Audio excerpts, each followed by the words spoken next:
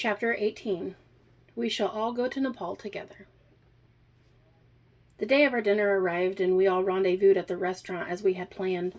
When Barry and I arrived in our Yukon, we quickly identified Ken's scarlet Hummer. Disembarking and approaching the two men on the sidewalk, I noted their postures and their body language. Ken was standing with excellent posture, but not relaxed. He checked his wristwatch and then his cell phone. He was not anxious, but he had this hypervigilance, and it was a normal part of his life. Paradoxically, James had neither a cellular phone nor a wristwatch in his possession. He was wearing his traditional hanbok, Korean clothing, from Jeju-do, South Korea. His shoulder blades were pulled back and together, and his chin was up. But he looked relaxed, like he was taking in a midday sense, and the sights and the sounds. "Gentlemen," Barry said as he shook hands with each of the men. They each returned his firm handshake, and they made excellent eye contact. Ken's blue blazer stretched against the thick upper arm as he reached for Barry's hand. For this part, Barry had chosen to wear one of his sports coats with the suede elbow patches. I was thinking what a precious gift it was to have three men of such differing backgrounds and of different dispositions in one place. The dinner conversation would be captivating. "Madam," Ken said as he took my hand and bowed dramatically. I laughed lightly and jibed. "You make me sound so old." "Mrs. Chambers," James said, bowing deeply from the waist. "Sadabim," I replied with a bow that was even lower. We all smiled and laughed light-heartedly, asking how things were at work, at the Hapkido Zhang, and with Fritz. It was small talk, but it was nice.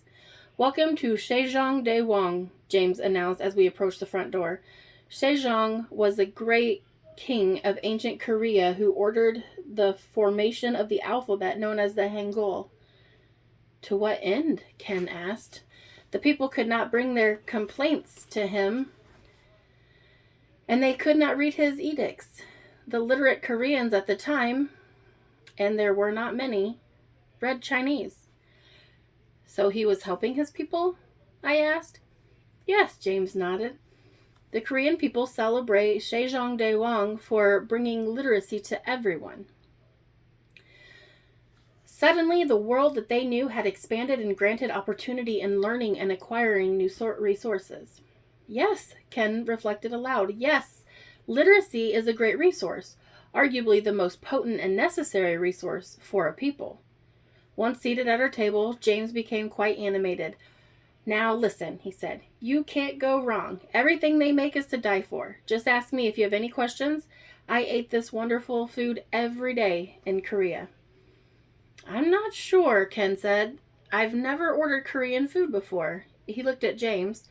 "Was this some sort of a trick, inviting us to dinner at a restaurant without an English menu?" He smiled. "Just look at the pictures and you'll be fine," James shot back. I took time to look around the room, and I noticed that the televisions in the corner were all playing different Korean television shows. One was an MBC channel, another was an SBS.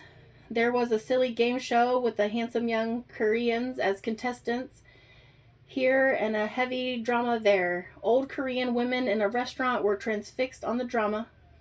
A period piece with the actors in traditional hanbok. And then on the opposite side of the room, young Korean men wearing mostly black clothing and too much hair gel were watching the game show. Behind the counter, the employees were watching a stand-up comedy show with comedians pretending to be robots. The television programming was in stark contrast to the simple decor of dim lighting and of wood grain paneling. The walls were pocked with samples of Chinese and Korean calligraphy, framed and recessed in the paneling. There was a separate section, raised 10 inches, where the tables were shorter than coffee tables, and the dining party sat barefoot atop cushions on the floor. The waitress came and served both warm and cold water. She also brought out a broth. Next, she asked if we were ready to order. Except it was more like, "You ready?" James politely pointed at me as though asking me to order first. I ordered bibimbap, bap.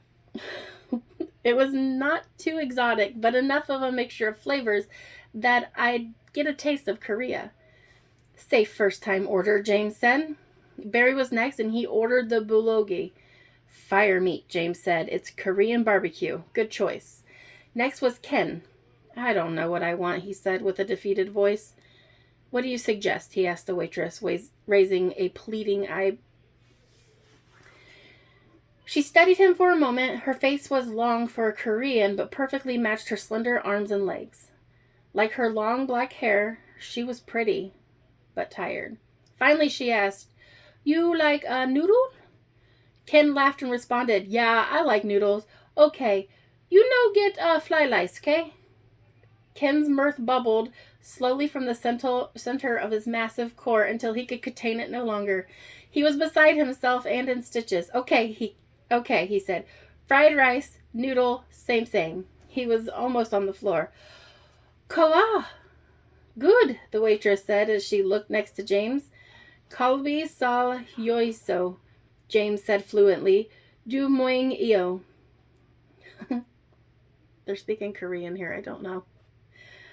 Agasa ni nada, the waitress replied as she made a scribble on the pad. Yeah, you go, James said as the waitress began to leave. Ne. Mulamandu joiso. Ne. The waitress left the table and Ken laughed out loud. I've never heard such a thick accent. You know the food will be good when the waitress doesn't speak English. What did you say to her, James? Barry asked. I told her not to serve Ken any dog or horse, James said, smiling at Ken. Wow, thanks, pal, Ken said. Remind me to take you along if I need to visit Korea. Actually, I just ordered rib meat that will cook on the stove here in the center of the table. You won't get the full experience if you don't do your own cooking. Wait, I said, you mean we pay more if we have to cook it ourselves? James smiled sideways with a twinkle in his eyes, and he nodded. Something like that. Oh, and I ordered dumplings as an appetizer. You'll love them, Ruby. They're boiled, not fried. Shaken, not stirred, Barry mused. Actually, she'll have to stir her bibimbap. Bibimbap. I don't know. That's how it works, James said with the same smile still adorning his face and sparkle in his green eyes. Conversation soon turned to tests, and James told Ken how proficient Barry and I were becoming. He was entirely too complimentary, as I'm sure we knew less than we thought we knew. I said as much, and James replied, The truth is that the more you know, the more you realize that you don't know. It's like submitting a hill only to see a mountain before you. That I can relate to, Ken said. I've had that very experience in the Alps, the Andes, and the Himalayas. Even a topographical map doesn't prepare you for the sights you see on a trek like that. You feel a sense of accomplishment only long enough to look up and realize that you've barely taken the first step. That's how I feel about Hapkido, I said. James has led us through the first year or so of our training, and he's been an excellent guide. But now I see that the paths are narrower and there are more of them. Some of the paths I have to walk alone now, and I don't know where they lead. It's exciting. And at the same time, it's frightening to project where our training is taking us, Barry added. With you two, the sky is the limit, James said. I meant what I said at the test about you two being and yang. You are up and down, left and right, clockwise and counterclockwise. As long as the two of you work together and never against one another, there's simply no limit to what you can accomplish. Following a lull in conversation, Ken turned to James with the change of subject. You speak a lot of Korean, it seems, Ken said with admiration. Did you live there long? No, not really. I wish I could have been there longer. I was just a soldier, just an infantryman, my first year in Korea. My ambition led to more than that, though. I cross-trained with the ROK Marines, training in the Taekwondo and Hapkido with those guys, as well as in their advanced bayonet attacks and defenses. The ROK Marines? Barry interrupted for clarity.